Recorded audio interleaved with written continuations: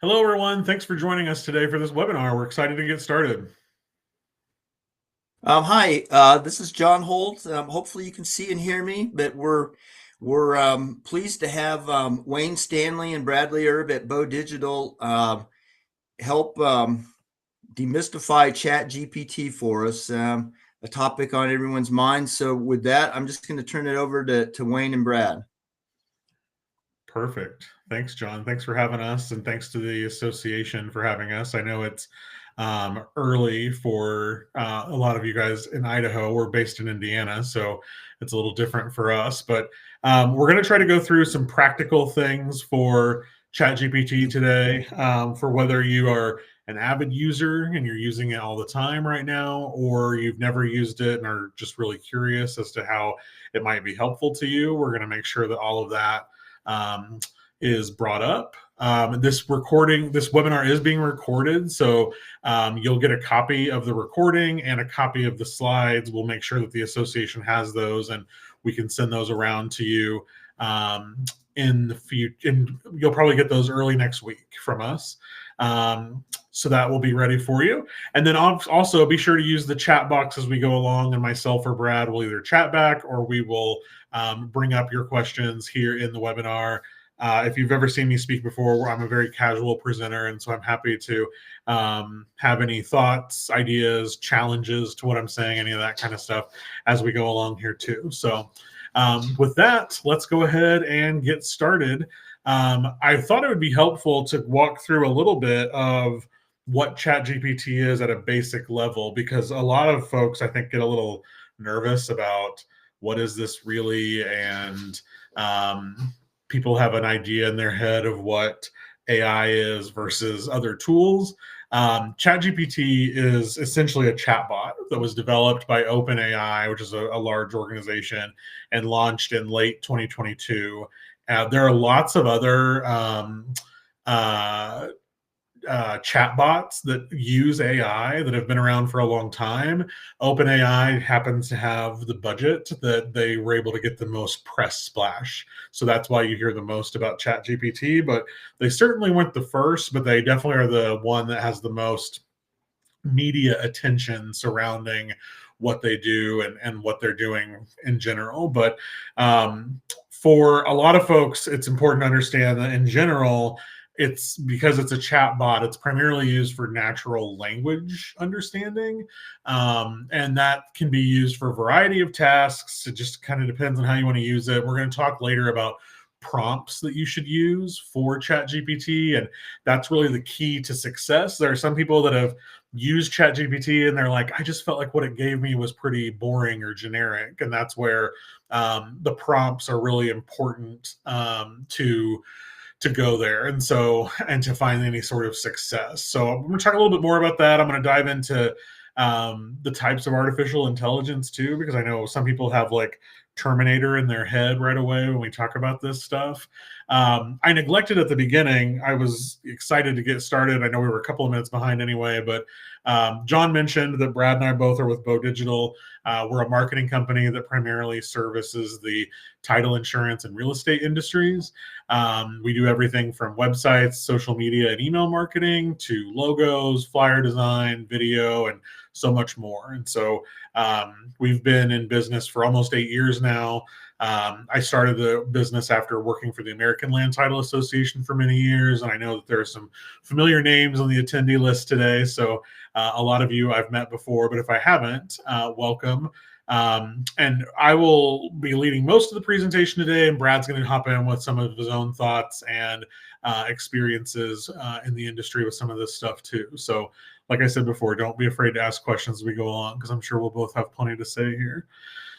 So when it comes to artificial intelligence, where are we in all of this? Because we're nowhere near Terminator, right? We're not quite to that level yet, but where are we exactly? In general, there are basically 4 types of artificial intelligence, 4 levels of this stuff. And I'm not going to get too far in the weeds, because if you're like me, you either don't want to know or you don't care to know, and that's fine. But there's reactive machine AI, which means that there's no memory to it. There's no artificial intelligence memory. It's purely from data analysis. So it's being able to plug in data and have it say something back to you. This has existed for a really long time in a lot of different ways for us.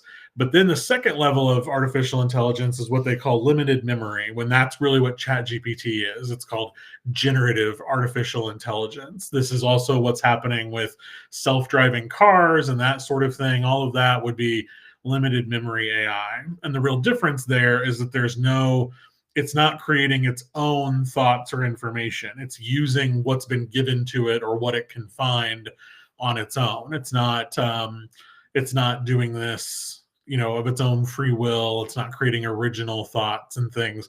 Everything that it has is an amalgamation from everything else that it's ever seen or learned. So that's where we're at currently, is the limited memory AI piece. Where it starts to get a little dicey for folks are the last two. The third one, and even 5 years ago, a lot of people would have said, well, we're still pretty far away from limited memory AI. And now it's here. We're seeing it used all over the place. And even in our business, in the title industry, I think we're seeing it. A lot of the underwriters are developing tools using a lot of generative AI mechanics. A lot of your vendors that you use throughout the industry are using AI tools in a lot of different ways. But that third level is theory of mind AI, which we're not really there yet, but it's just understanding. That's where AI would then start to understand thoughts and emotions. We're not to that final phase yet, called self-aware, where it has its own thoughts and emotions. But right now it doesn't understand, if you say that you're mad at it. It's the same thing, we've all had that moment where we ask Siri or Alexa a question, or maybe I shouldn't say we all. I'll give you my life story.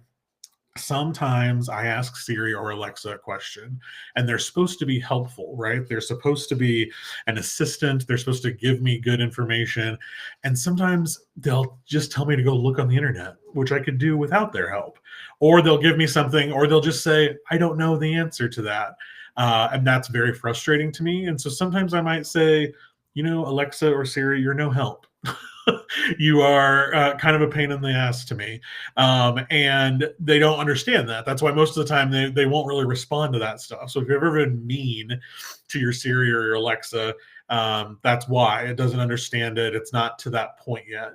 There are lots and lots of efforts going into research to get us to that point. And I wouldn't be surprised if we weren't to that point in the next few years here. But the self-aware piece of having its own thoughts and emotions, I know this is what makes great movies and what lots of folks are scared of and everything, with the potential for AI. But there's definitely a ways to go before we get to that point in all of this. And I'll talk more. There's, if you have been involved in anything with ChatGPT so far, there's some things called hallucinations. There's bias within ChatGPT, all of that kind of stuff. And we'll talk more about that as we go along here too.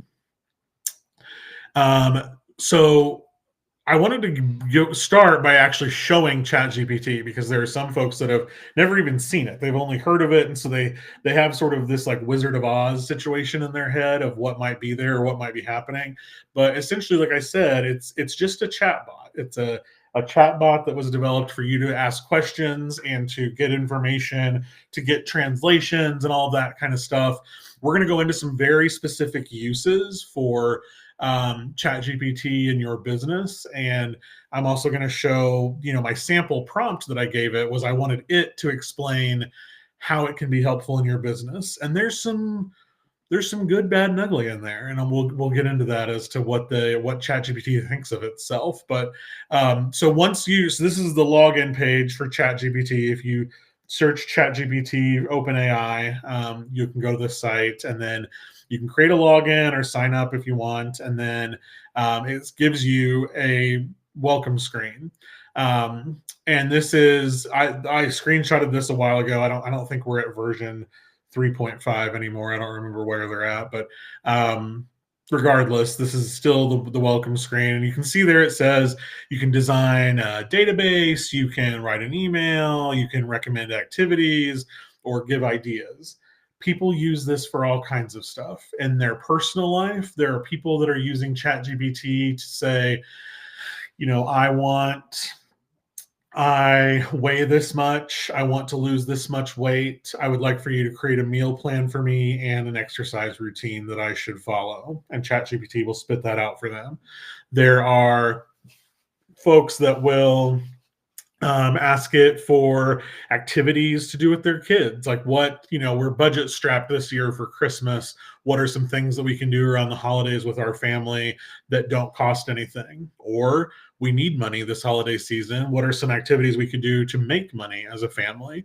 Things like that. I mean, like literally anything on the personal side goes.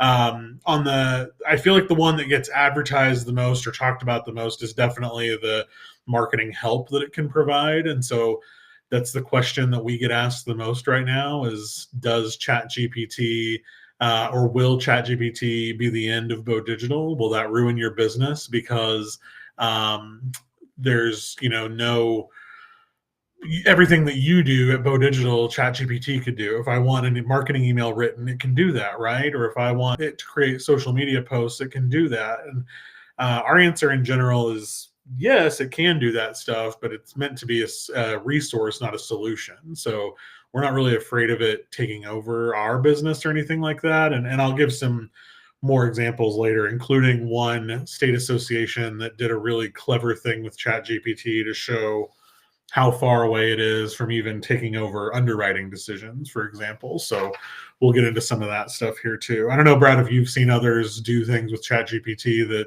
you want to mention as an example or anything like that. Yeah, a lot of what I've seen and heard from others using it for are a lot of hiring. So as you're thinking about how to describe jobs within your company, to talk to people that have no idea about the title industry, this has been a really good resource for that. How do you talk about what a closer does, or even generally speaking, what the title industry is or who we serve, to somebody that's off the street that may have no idea what it is exactly that all of us do every day. So that's been one area where I've heard and seen a lot of people use ChatGPT. The one caution there is that as each state operates a little bit differently, ChatGPT doesn't always know those regional or state nuances. So it really does require somebody on the back end reading over and looking at exactly what it spits back out to make sure it's all accurate to not only your specific job requirements that you may have, but also to your state and region as far as how you operate. Exactly. So I wanted to give a real example. Like I said, I wanted to show how this can really affect your business and everything. So let's jump in. I zoomed in. So this is the chat box in this bottom screen of ChatGPT. And I said, look, I'm hosting an educational session for the Idaho Land Title Association, primarily real estate title agents. I know for you guys out west, I probably could have added some escrow talk in there too, but in general, I've seen ChatGPT say virtually the same thing for either group. But I want to explain the value of ChatGPT in their business. I want to give them specific examples of how they can use that in their business, but also give ideas for their realtor customers too. And I want to show you what it said. What, saying like, hey, basically promote yourself. Tell us why we should give you the job. Why should we start using you in our industry? And you can see to begin with, it was very full of itself. It will tell you that it can be used in a variety of different ways, especially with research. In case this is potentially small on your screen, don't forget we are going to send the slides, but essentially the first two on here were research and information retrieval, but then also drafting documents. And that was funny to me because it even says that it can adhere to legal standards and stuff. And going back to what Brad was saying, like that may not be the case for these guys. So you have to pay attention to that because it definitely doesn't know all of the state standards and practices and all of that kind of thing. But it can scour through data very quickly. And I'm going to show an example here in just a little bit of how you can put in data of any kind. It doesn't have to be some Excel doc or something. I uploaded an update from the National Association of Realtors. They gave a commission update on the lawsuit, and it had a lot of bullet points and a lot of pages. And I was like, can you distill this information for me, and you'll see where it had a hit and a miss for that process. But so research and drafting documents is where it started. Then it kind of moves into something that's a little more helpful, and then it gets scary. It says it can help with answering client inquiries, and this is definitely true. This is where the chatbot feature definitely comes into play. This is where you see this being used with other vendors in the industry, like Alana.ai is a great example of this, where the chatbot, whether it's ChatGPT or Alana or who knows what, can be trained because they get a giant list of questions that might be asked. And you would go in and fill out all the possible answers. This could be everything from what to bring to closing, what not to bring to closing, what does clear to close mean, how long am I in escrow, who knows what, all the crazy questions that you could ask. You could put all that into an AI chatbot, and then it would be able to interact with folks as they're asking real questions on your site. It's a great way when it comes to answering client inquiries, how ChatGPT can help make you available even at times that you don't want to be. Because a lot of times folks are thinking about this stuff in our business, the end consumer at least that might be asking these questions. They're thinking about it after they've made dinner, after they put the kids to bed, or on the weekend, not necessarily during traditional business hours. Sometimes even your realtor, lender, attorney, investor customers, they're sending you information or asking questions about this stuff after hours. And so ChatGPT or a chat feature that has AI purposes can definitely help with that too. So that's something that you should think about as we move forward here, and I think you're going to see a lot more folks use stuff like that. But then the scary part that I loved on here was that it also says it can help with risk assessment and due diligence for the underwriters that are on the call. I'm sure they're like, yep, no thanks. But it talks about how it can analyze data related to liens and encumbrances and other risks and issues. And then it can also conduct due diligence and help mitigate risks. And I don't think anybody's leaning on ChatGPT for that right now, but there are underwriters that are testing this kind of stuff, that are making underwriting decisions based on information that it can get from AI. It's not letting AI make the decision, but it's letting AI pull through records at a much faster rate than we could previously. So there's lots of opportunity there to think about how this might work in the future, but I don't think this is happening right now. And if it is for anybody, it will for sure be brought up in a claims case at some point in the future for sure. But and then finally, it gets into that it can help with continuing education and training for realtors, and that's definitely true. It can help them think about how to use ChatGPT for their life. It can help to them to, if you've got training that you used for a long time, you can load that into ChatGPT and say, how can we, this is a webinar we've done for years, how can we make this, instead of a lecture webinar, an interactive class? And ChatGPT can give you ideas on that. Additionally, it talks about how title agents can use ChatGPT to create training materials and tutorials so that they understand how to use this feature and others. And then in general, it thinks that it can help with efficiency and productivity. And I think that's definitely true. Whether it's data retrieval, client communication, all of that kind of stuff. There are some people that stare at a cursor, and it's almost one of people's biggest fears in life is public speaking. And in some ways, another giant fear for folks is, what do I put on the page? And when they see that cursor, whether it's an email or a document that they've opened or who knows what, they really worry about, should I say happy or glad? And at the end of the day, it doesn't really matter. But if you're one of those people that really agonizes over every single word choice, even for a fairly simple customer email, ChatGPT can help by creating some of those templates and things like that as you go along there. So just keep that in mind as far as each of these things go here. I wanted to go into from this to some specific pieces of, so this is what ChatGPT said, right? Like it's saying this is what we can do. But in reality, I wanted to talk about how can it actually be useful for agents, and what are we seeing title agents use for this stuff right now. One really big one is simplifying complex ideas. This says like legal terms, but also create scenarios and things like that. This can be super helpful for thinking about training that you do for new folks on your team, people that are new to the industry, new to your organization. You can put in things that you've used before, like, hey, here's our training manual. Can you give us a one-page bulleted list of what's the most important, topic from this manual that we can go over with our team on day one? Because day one can be really overwhelming, and it might be helpful to think about, how do we break this down a little bit more? Or we constantly hear that the training that we have for our title production software is out of date or hard to read or super technical. Can you distill this in a way that makes it more of a readable format versus a super technical document? Even though that's what it is and that's what you need it to do, it's a really great thing that you can do. You can also, for the complex ideas, I really like it so that you can say like, hey, here's, you could send it a link to the Alta website for what's happening with the FinCEN rules and those changes next year. And you could say, how do I explain this to my team? Like for day one, how do I explain these changes to my team of the benefits, the cost, the burden, that kind of stuff?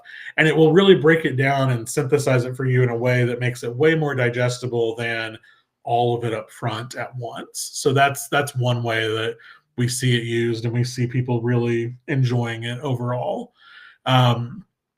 It can also be super helpful in assisting with tasks, like we said before, customer service, people wanting that 24/7 touch and communication. It can help with marketing and sales plans. You've got to be specific, and we'll talk about those prompts here really soon. But we have a chat bot. Brad, I don't know if you want to talk about how that's helped even our business by having a chatbot that's available 24/7 for folks. Yeah, the chatbot that we use on our website is really helpful because we're able to program specific responses for our most asked questions. So the way that I would describe this to a lot of folks is that it's like taking your old FAQ page from your website, and then you're really putting it into an interactive form so that as people are visiting your website, like Wayne said earlier, after cooking dinner, after putting the kids to bed, or getting things ready for the next day, all the wee hours of the morning, that's when our brains are going. And that may be the time where they jump on your website and they may ask a very simple question, something that you or your closers or even your front desk person probably answer multiple times a day, if not multiple times a week. The chatbot's really great because you can begin programming it to answer a specific set of questions. So for us, it's a lot of, a good example for what we do is we get asked a lot, do you have packages or tiered pricing? And so that's one that we've programmed it to say, no, everything is custom and everything is a la carte. So you can program not only the questions you want it to be able to answer, but a variety of answers you want it to be able to give based upon how those questions are asked. And when we first started using our chatbot, I was like, oh man, this seems like a really big undertaking to program a chatbot for any question that somebody might jump on and ask. Like, I didn't even know where to start, but all of these chatbots that we use and that we suggest others use, they really do walk you through that process. And they even help you as far as, hey, do you get asked this style of question? And do you want the answer to look like this, or do you want it to look like this? So it's not taking the place of a human. This is really something that's more interactive than a flyer, or like I said earlier, that FAQ page on a website. But it makes it feel like somebody from your team is actually there and talking about your business from a personal perspective to your customer and to your prospect.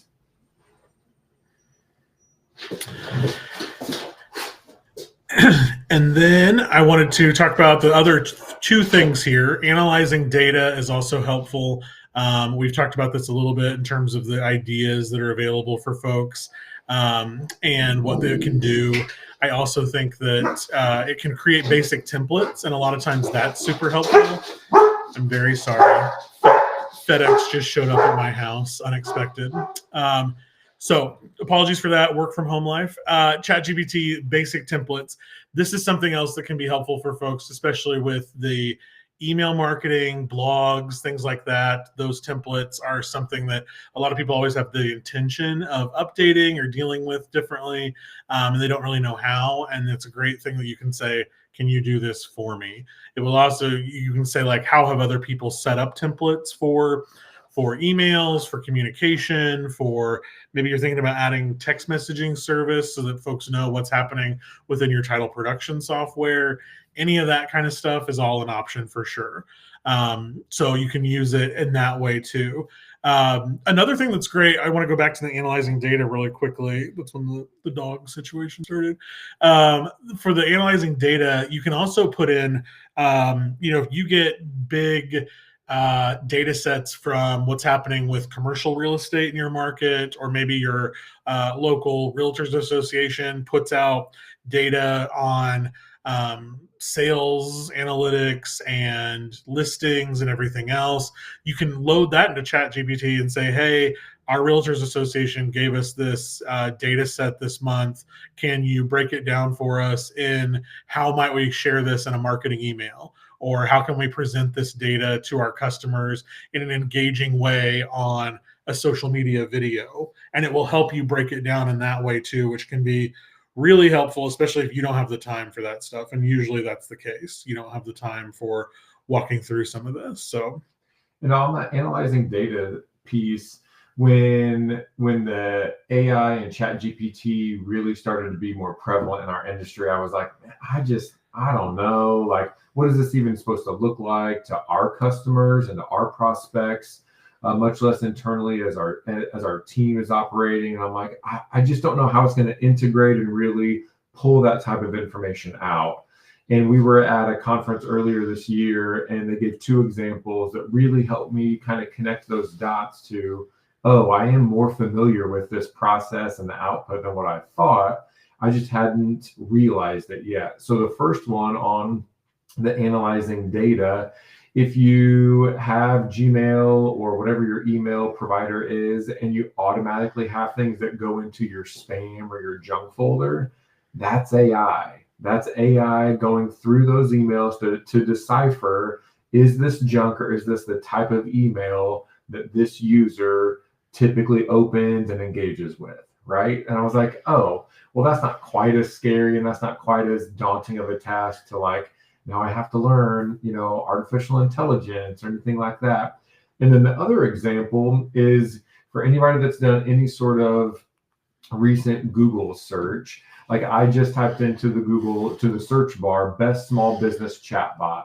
And when you scroll down, there's an AI overview because AI is scanning all of the sources of information talking about chatbot options and small businesses, and it gives you an overview of what it's found across the entire internet.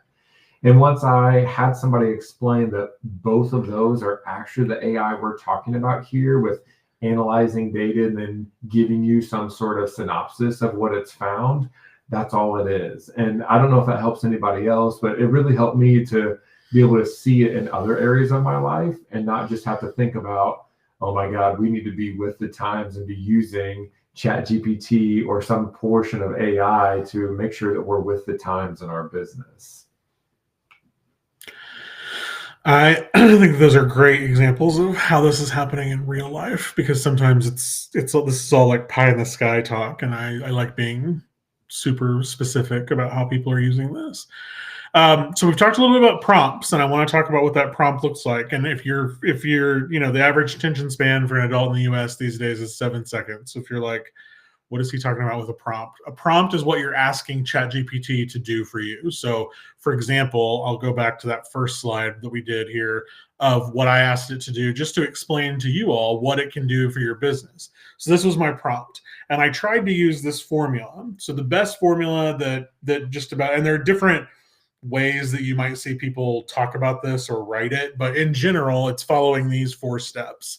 And that is, one, that you have to give ChatGPT context. This is what most people are missing. So if you've used it before and you're like, it gave me a pretty vanilla answer or it wasn't helpful, you probably didn't give it the right context. That is one of the most absolute important pieces of the formula that you can do.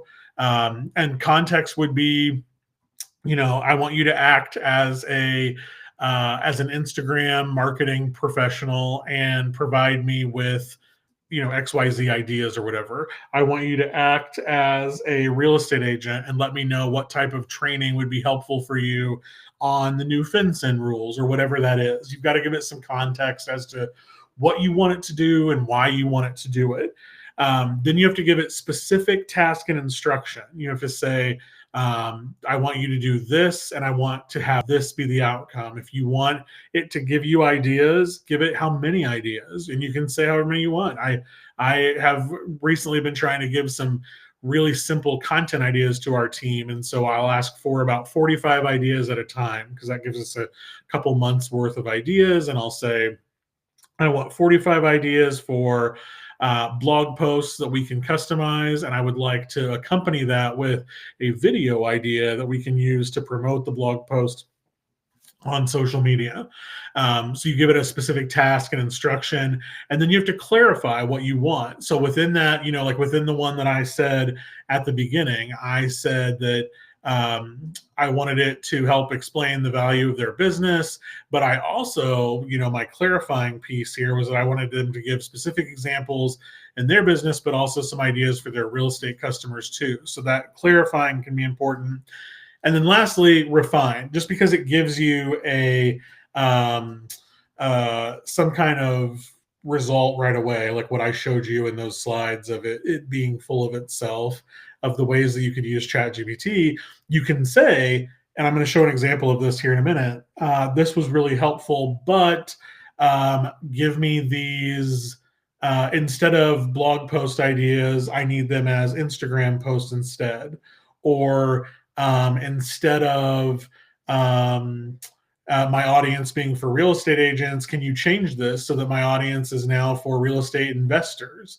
All kinds of things like that are ways that you can refine it. So whatever it gives you initially, you don't have to stick with that or you just close it out. You can say, this isn't what I wanted. I really wanted something more like XYZ.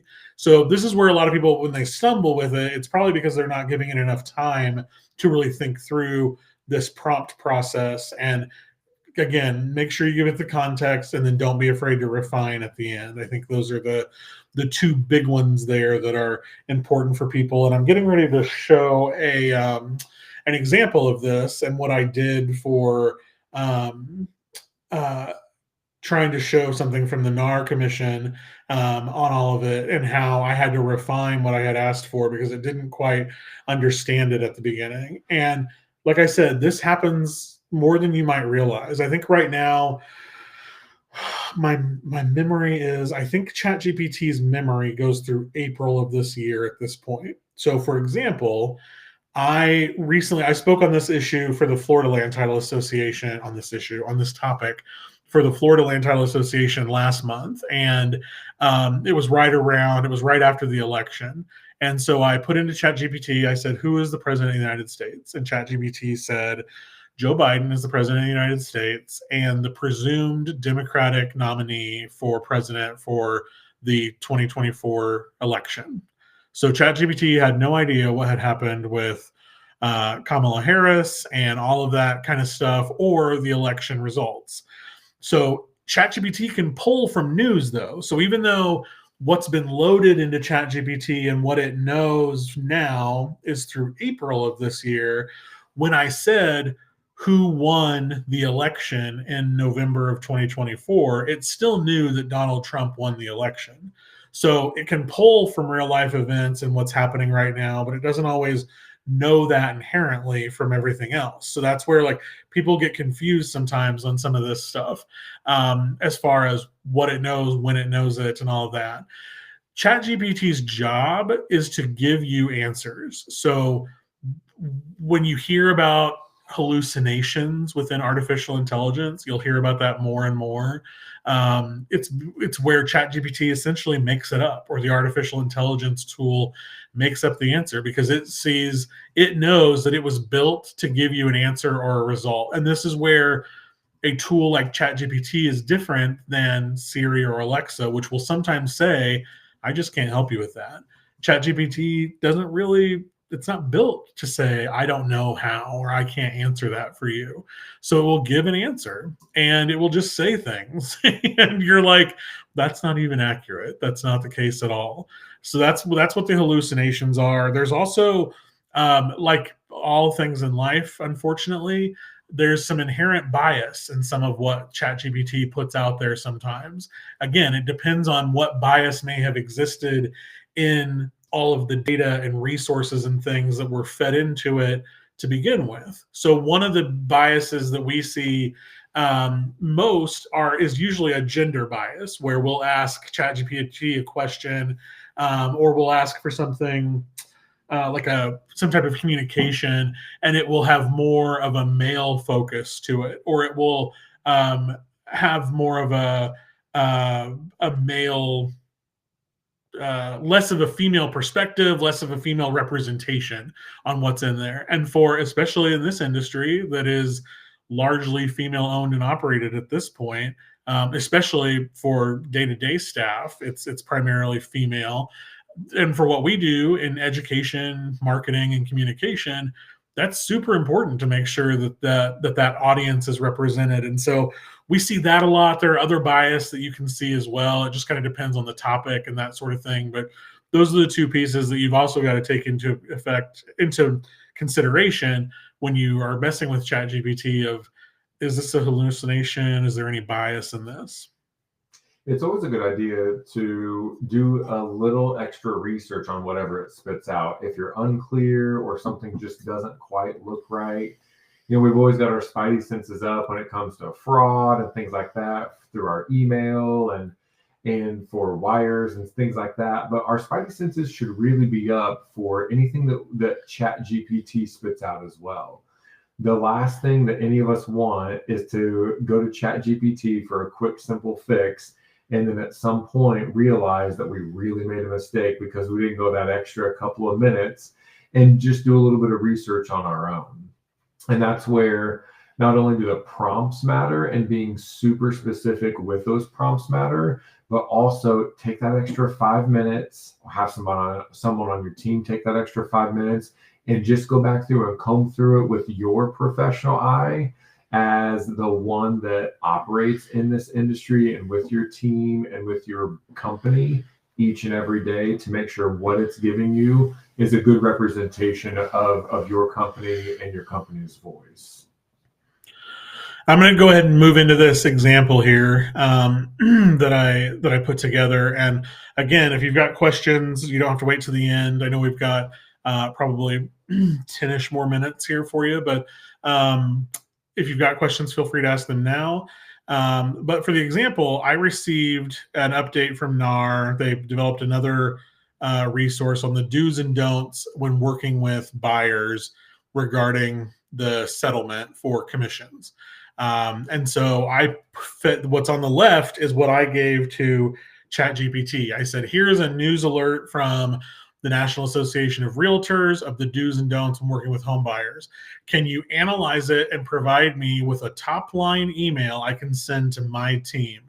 Can you also give me 3 social media post ideas using this content that I can share online? This stuff happens all the time. When you get underwriter memos and all kinds of stuff, this could be a really easy way of saying, like, I'm super busy. So here, ChatGPT, here's this update I got. Can you write the email for me that I can send to my team? Of course, you're not going to copy it verbatim and use what it spits out right away. But again, especially if you have fear of that cursor, it can be a really great jump start for you. So the document on the right is what I gave it. And then ChatGPT immediately says, sure, here's the team draft. And it says, team, I wanted to share critical insights from the National Association of Realtors on the do's and don'ts working with home buyers. This is part of their recent settlement. Here are the 3 do's, here are the 3 don'ts. And then it moves into the social media posts. One was a educational carousel, which just means multiple images of how to stay up to date, key points to know. One is a video script to talk about changes that are there. And then another one is the informative post that you can do, just saying, here are the do's and don'ts. And that was helpful, but what I had in my mind was something else. And so here's where I refined it within this for them. And I said, thanks, that was super helpful. I always say thank you to ChatGPT, even though earlier I talked about how sometimes I'm mean to it. I always say thanks, because when we do get to that point of the level 4 AI where it's got its own emotions, I want it to remember that Wayne Stanley always said thank you.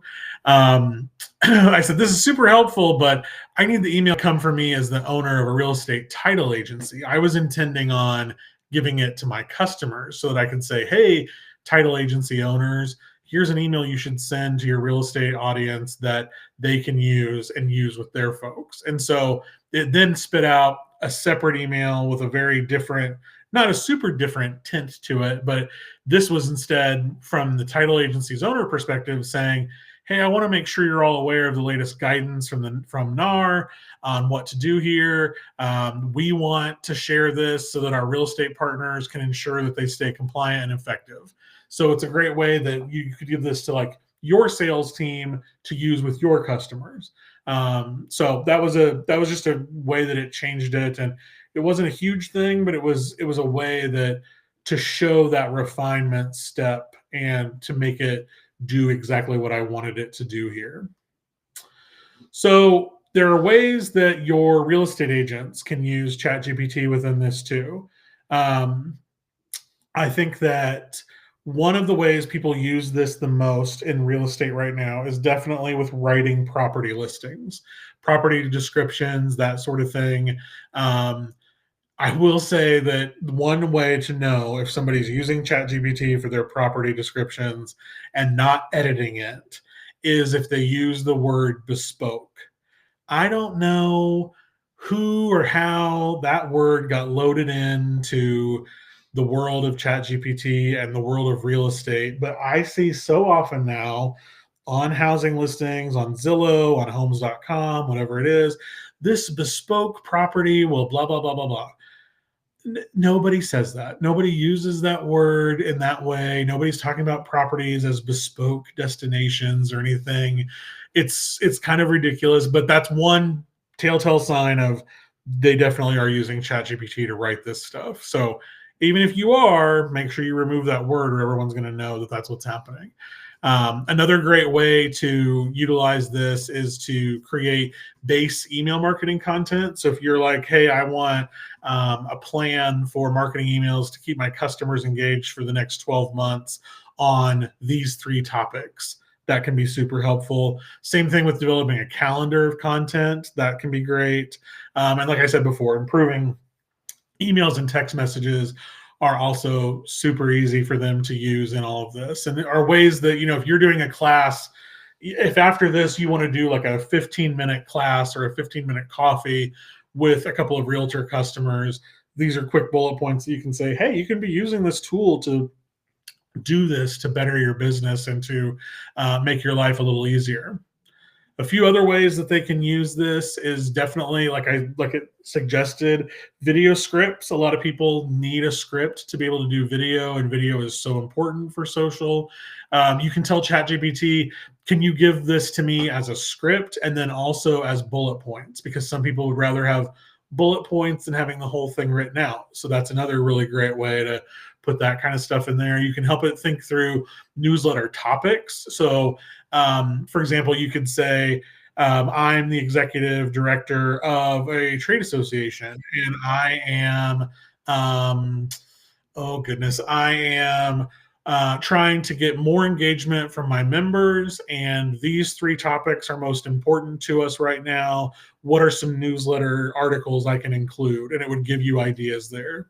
And then again, summarizing long documents into shorter abstracts and things. Like I said, putting in that update from NAR, the original PDF was 3.5 pages. And what it gave us was that really quick 1-page email for folks. It could be, again, training documents. Maybe you've got training materials that you haven't really updated in a long time, and it's always on the list of maybe we'll do this when we've got time or we've got people. We all hope that the market increases next year, and so that may mean that you'll be doing some training again. So it might be a good way to update some of that to say, hey, how can we make this training more engaging, or how can we, where should we add more detail? Where is this training a little vague? That sort of thing. I can see in here, Brad asked if anybody's using it in their business, and Denise said that they're using it to revamp their employee handbook. We just revamped our employee handbook, and we ran it through ChatGPT to say, what pieces of this won't make sense without more context? And it was able to give us a couple of really good ideas from that. So that's another really great way for it to help. A lot of its translation tools are also helpful. So if you need stuff easily translated into Spanish, French, German, it can't do every language yet, but some of the most popular in the US it can do. So it's worth a try there. And then we've already talked about the customer support access of some of this. The way that we saw this used, I wanted to share this story really quickly too. The way that we saw this used for an underwriter at the Tennessee Land Title Association, they do a session every other year called Stump the Underwriter. And they have underwriter representatives up there from several of the underwriting companies, and they'll ask questions of things that come up all the time in underwriting, decisions, questions about properties, all that kind of stuff. But this year they added ChatGPT. It got its own stool, and they knew all the questions they were going to ask ahead of time. And so they had run them through ChatGPT as well. And it was a really fascinating session because all the underwriters obviously gave their opinions, and then they read out loud what ChatGPT had said. And that was really interesting because some of it was spot on, and then some of it was just, again, a hallucination. It just made it up because it knew that it needed to make an underwriting decision. So that's something that could be really cool, depending on if you're thinking about this kind of topic in the future for underwriting seminars or other classes for conventions and things like that. Or again, even with your real estate customers, there are things in that world that would make sense to do something like that with them. But it was a really clever way to show where ChatGPT and tools like it can be super helpful, but also how far away we still are from them, like taking an underwriting job or that sort of thing as well. I see Maria say that she used it as a tool to help with rewriting their privacy policy so that they could do SMS messaging on their website. That's another great one because we get asked that all the time, people that want help with their privacy policies. And I say, I'm not an attorney, but you can get some great legal language from this. And that's why LegalZoom exists. Most of what LegalZoom as a website, people are using it because the AI tools on there where you can give it some information and then it creates a fairly legit legal document can be helpful. It probably wouldn't be great to rely on that solely without an actual attorney looking at it, but it gives you a head start. And that's really where we see things for ChatGPT right now, at least, is that it can be that resource and not the solution necessarily. And then I just wanted to share some simple do's and don'ts at the very end, just to wrap this up here a little bit. But again, for the do's of ChatGPT, make sure you generate ideas with it. It's so good at that. For us, I tell our customers all the time, I'm like, we're not using it to create your content, but we might use it to say, here's all the types of content we've used in the last 6 months. What else should we be doing? Or how can we flip that on its head and talk about it differently? You can also have it simulate personas and provide info, all of those things, but you have to check for accuracy and all this stuff, because I've seen lots of people just let ChatGPT create an email and then they send it out and it's got lots of inaccuracies in there. So make sure that you're always double checking on how that's working and looking and everything. And on the double checking for accuracy part, you can even reverse engineer that. So anything that you come up with, you can plug it into ChatGPT and ask it to find any inaccuracies in what you've created. And sometimes that's a little bit easier and more time efficient than sending it to another human on your team and have them spend their time doing that. I agree. And then on the don't do this, don't let it create actual blog posts for you. This can really hurt your search engine optimization and the way that you are found online, especially if you've been doing blogs over time. It can give you blog ideas and it can give you a base blog post, but don't take what it gives you and just post it, because it's using this information that it has from other resources and it doesn't have to credit it. So you could eventually get cited for plagiarism, for trademark and copyright issues. But also, if somebody else asks a very similar, which in this industry we likely would, if I said, give me a blog post on, I've used the FinCEN rules too much. If I said, give me a blog post on the updated Alta best practices, if somebody else did that, it's going to create a very similar blog for them. And Google can't differentiate between that stuff. So it's just considered a net negative for both of you. So don't let it create blog posts for you. Also, I'm not a compliance attorney. I'm not an attorney at all. But anybody would also tell you, don't feed it confidential information. I have seen title agents that are trying to get data to use, and they will load all of last month's contracts that they got into ChatGPT to be able to find whatever they can in terms of analytics and data that they can share with their customers to say, we did this many closings and they averaged this and all that. Just don't stay away from uploading confidential information for sure. And then obviously don't rely on this without human oversight. That's really important, as all things with technology in general, but especially this. Like, I have said a lot recently that I worry with some of this. People brainstorm now and their immediate reaction is, oh, well, let's also ask ChatGPT. And it's like, still make sure that you're doing the human side of all of this, not just the oversight, but even the human creativity and stuff too. This is again where it can be a solution, or it can be a resource for you and everything, but it shouldn't be your one and only solution, or else you're going to have the same thing as everybody else. So I hope that's helpful to you. Anything you wanted to add here at the end, Brad? No, I think the biggest takeaways are, or yes, I do want to add something, and it's just to summarize. For me, the biggest takeaways here are, if you don't get what you were hoping for when you start to use ChatGPT, ask it a different way. I put that in the chat earlier, but the prompts are really everything. And this is really kind of an inspect what you expect type of deal. So just take a look at your prompts. Don't give up after the very first try because it didn't give you exactly what you were looking for. Just like the humans on your team in your office, you may not always get them to give you exactly what you want the first time. It takes a little bit more conversation, a little bit more guidance. But if you're willing to put in a little bit of effort on the front end, you may be really surprised at how much that content can help you on the back end. And then like it says here, always, always, always have a human check what it gives you before you decide to publish it or implement it within the four walls of your business. This is so, so important. I can't stress this enough. Wayne can't stress it enough. Any of our other vendors can't stress it enough. But it is really the biggest piece for me, is just to make sure you're covering your own tail if you're going to use anything it gives you in your marketing or sales process. Those are really good tips here too. I saw Michelle ask for if it's a monthly subscription or anything. The base ChatGPT tool is free to use. You can ask it as many things as you want. You can upload. It has a limited amount of uploads you can do. I don't remember how many, but if you move up from there, I know it goes from $20 a month all the way up to $200 a month. I ultimately don't think that you probably need that for most things you're going to use it for to begin with. There's also a team tool on there where I think you can get it for $25 a month. So it doesn't get crazy, but especially when you're first using it, I don't think you need any of the paid versions. You can use it totally for free and set up an account and go from there. But, I could be wrong and you may immediately want a paid version, but in general, you likely don't need that up front.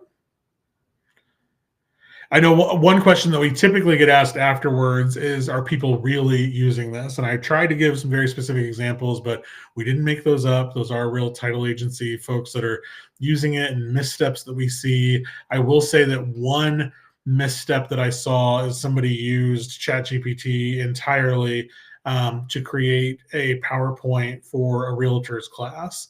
And the feedback that they got from that was that it wasn't useful to them because it didn't have a single localized thing. It was more of like here are definitions to words and phrases, here are policies and procedures, and it didn't have any sort of local flavor. It didn't have any sort of, this is what we expect and how we do things here, what the custom is locally.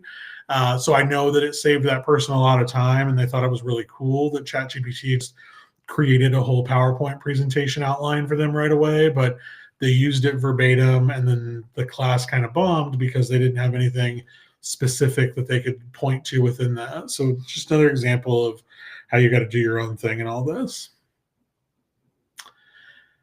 I don't see any other questions here. Our contact information is at the end of the PowerPoint, so feel free to reach out to us at any time. We're always happy to brainstorm on this stuff, show more. If you want us to help host any classes for your customers or anything like that, we're happy to, whether that's if you're an underwriter and it's title agents, if you're title agents and it's for realtors, investors, lenders, whoever, we're happy to talk about all that kind of stuff. If there are other topics you want to hear about in terms of marketing or communications, please let the Idaho Land Title Association folks know, and we'll try to come back later this year with some more information for you. But that's what we have for you today. So thank you so much for joining us. We'll send around the recording and the slides by early next week, and I hope you all have a great rest of your week. Thank you all so much. Thank you.